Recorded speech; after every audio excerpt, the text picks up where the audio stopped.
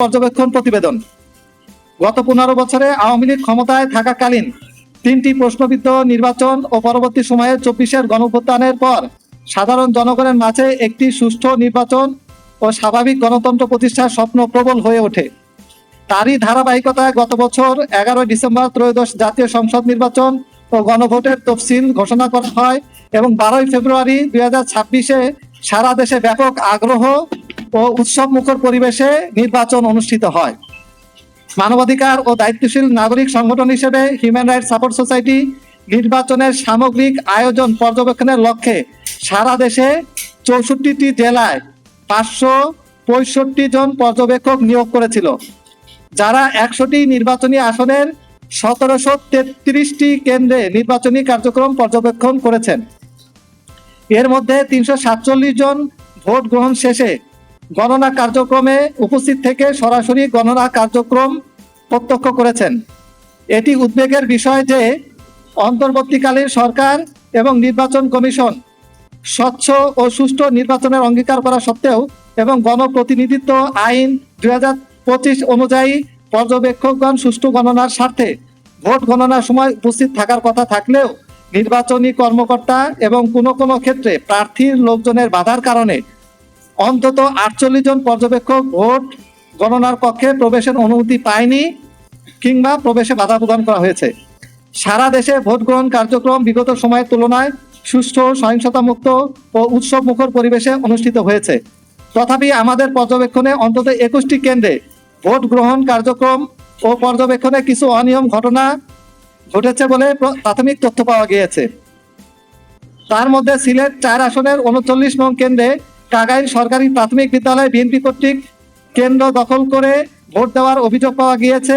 সুনামগঞ্জ দিনী সিনিয়র ফাজিল মাদ্রাসা কেন্দ্রে HRSS এর পর্যবেক্ষককে স্থানীয় ছাত্রদল নেতা কর্তৃক হেনস্থা করা হয়েছে এবং ভোট কেন্দ্র থেকে জোরপূর্বক বের করে দেওয়া হয়েছে। এছাড়া হবিগঞ্জে 3 আসনের গোপোয়া প্রাথমিক বিদ্যালয় কেন্দ্রে বিএনপির এক নেতা কর্তৃক পর্যবেক্ষক প্রবেশে বাধা প্রদান করা হয় এবং অন্য একটি কেন্দ্র বন্ধ করে দেওয়ার হুমকি প্রদান করা হয়। ভোলায় কিছু কেন্দ্রে হামলার ঘটনা ঘটেছে ও ভোট জালিয়াতির অভিযোগ পাওয়া গিয়েছে। বরিশাল বিভাগের কিছু কেন্দ্রে বাহির থেকে প্রার্থীর এজেন্ট ও সমর্থক কর্তৃক ভোটারদের ভয়ভীতি প্রদর্শন ও প্রভাবিত করার অভিযোগ এবং কেন্দ্রের বাহিরে লোকজন জড়ো করে প্রভাব বিস্তারের প্রচেষ্টা লক্ষ্য করা গিয়েছে। ময়মনসিংহ বিভাগে নলবাই দক্ষিণ প্রাথমিক বিদ্যালয় কেন্দ্রে 300 ব্যালট পেপার ছিনতাই হয়, যা পরবর্তীতে আইন শৃঙ্খলা রক্ষাকারী বাহিনী কর্তৃক উদ্ধার করা হয়েছে। কয়েকটি স্থানে ভোট কেন্দ্র দখল করে জাল ভোট দেওয়ার ও 5টি ব্যালট বাক্স সুরক্ষা যেটা খোলা থাকার অভিযোগ এসেছে। ইসলামপুর থানার গাইবান্ধা ইউনিয়নের 5টি কেন্দ্রে কিছু অনিয়ম লক্ষ্য করা গেছে। পোড়ার চরে একটি কেন্দ্রে একজন প্রার্থীর এজেন্ট বাদে কোনো এজেন্ট উপস্থিত ছিল না। উক্ত কেন্দ্রে দুপুর 2টার দিকে প্রায় 80% ভোট কাস্টিং হয়েছে বলে জানানো হয়, যা অন্যান্য কেন্দ্রের তুলনায় অস্বাভাবিক ছিল। উক্ত কেন্দ্রের প্রিজাইডিং অফিসার কেন্দ্র সম্পর্কে যথাযথ তথ্য দিতে অপারগতা প্রকাশ করেন। রংপুর বিভাগের সৈয়দপুর সরকারি প্রাথমিক বিদ্যালয় কেন্দ্র 167 সহ আরো কয়েকটি কেন্দ্রে প্রার্থীর সহযোগীরা আমাদের পর্যবেক্ষকদের ভোট গণনার আগে বের করে দেন এবং গণনা কার্যক্রম পর্যবেক্ষণে বাধা প্রদান করেন। কুমিল্লার পাহাড়পুর সরকারি প্রাথমিক বিদ্যালয় কেন্দ্রে আমাদের কোনো পর্যবেক্ষককে প্রবেশ করতে দেওয়া হয়নি। রাজশাহী বিভাগের একটি কেন্দ্রে বিএনপি বিদ্রোহী প্রার্থীর এক কর্মী নির্বাচন পর্যবেক্ষকের মোবাইল ফোন যাচাই করে তাকে অন্য আসনের কেন্দ্রে পর্যবেক্ষণে চলে যেতে নির্দেশ করে।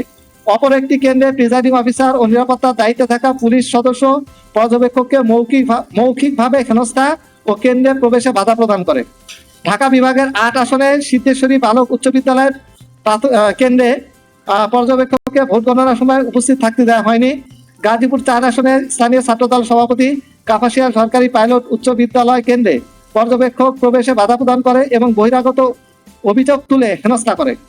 এছাড়া দেশের বিভিন্ন জায়গায় কিছু কেন্দ্রে ব্যালট পেপারের মুড়িতে আগে থেকেই প্রিজাইডিং অফিসার স্বাক্ষর ও সিল মারার ঘটনা পাওয়া গিয়েছে এবং কিছু সংখ্যক ভোটার অভিযোগ করেছেন তাদের ভোট আগেই প্রদান করা হয়েছে, যদিও পরবর্তীতে কয়েকটি জায়গায় তাদের চ্যালেঞ্জ ভোটের সুযোগ দেওয়া হয়েছে।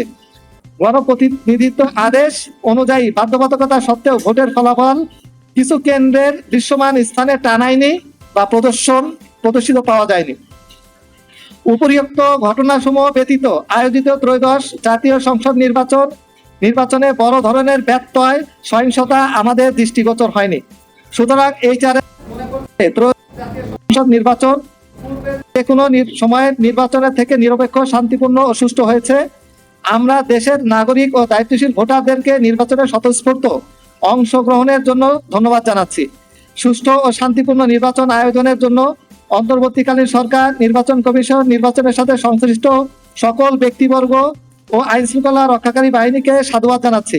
এছাড়াও জুলাই গণঅভ্যুত্থানের মাধ্যমে সৃষ্টি হওয়া সুস্থ ধারার গণতান্ত্রিক রাজনীতির জন আকাঙ্ক্ষাকে বাস্তব রূপ দিয়ে নির্বাচনের দিন সহিংসতা ও নৈরাজ্য থেকে দূরে থাকার জন্য নির্বাচনে অংশগ্রহণকারী সকল রাজনৈতিক দল, নেতাকর্মী ও প্রার্থীদের ধন্যবাদ জ্ঞাপন করছি। আমরা আশা করছি রাজনৈতিক এই সহনশীলতা নির্বাচন পরবর্তী সময়েও অব্যাহত থাকবে ও দেশ গঠনের সম্মিলিত ভূমিকা রাখবে।